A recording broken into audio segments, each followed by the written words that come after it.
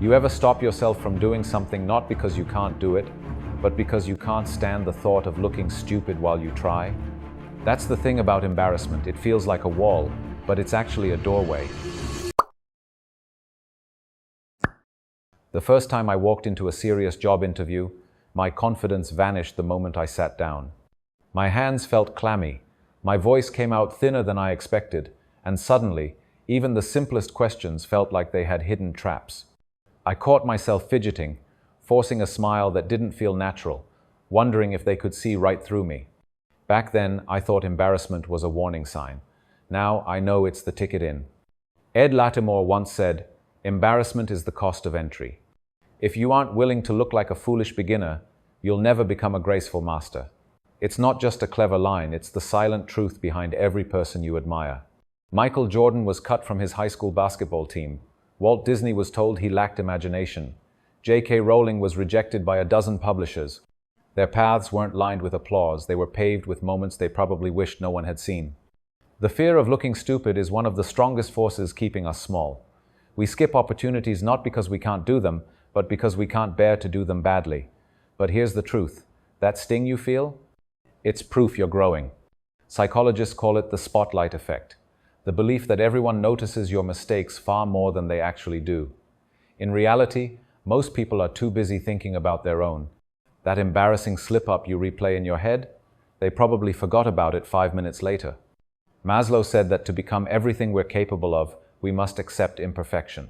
The people who live the fullest lives aren't the ones who avoid mistakes. They're the ones who walk straight into them and keep moving. They understand you can't be great before you're bad, or confident before you're awkward. So here's the real question. How do you pay that price of entry without letting it break you? You start small.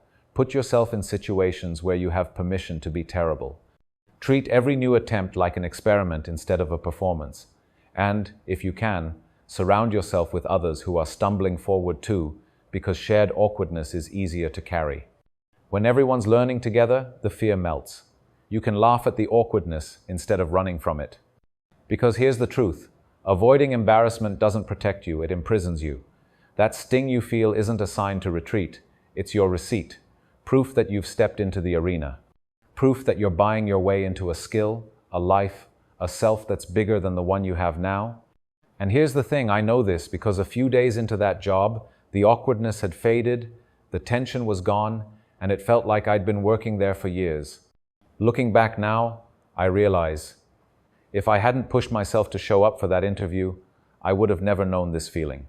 That fear you feel, the one telling you to play it safe, to avoid looking stupid at all costs, is the biggest dream killer there is. If you let it, it will trick you into living a smaller, less exciting life. From now on, every time you feel that hot sting of embarrassment, I want you to see it differently. Don't see it as a stop sign. See it as a receipt. It's the proof of purchase. It's evidence that you're on the path, doing the hard work that mastery demands. So don't run from it. Lean into it.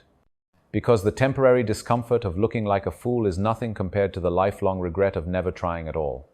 All right, now I want to hear from you. Down in the comments, share one thing you've been afraid to try just because you didn't want to look stupid.